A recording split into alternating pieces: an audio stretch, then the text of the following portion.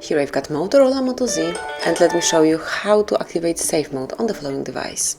So all you have to do is to tap on power key and hold it for a while, and once you see power off icon, just keep holding, and once you see the power off notification, wait a couple of seconds, as within a short while you will be in safe mode.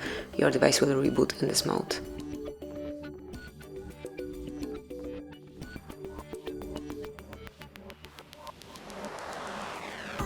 Yeah, so that's it. Here you can notice that you are currently in safe mode, so all third-party applications are deactivated. You can detect some problems if they are up to your application or the device itself.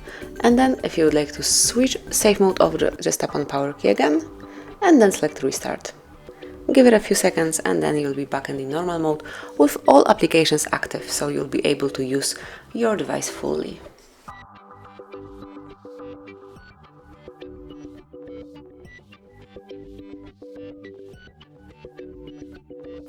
And that's it. As you can see, now we are back in the normal mode, so you can go back to the standard usage of your Motorola Moto Z. Thank you for watching, please subscribe our channel and leave the thumbs up.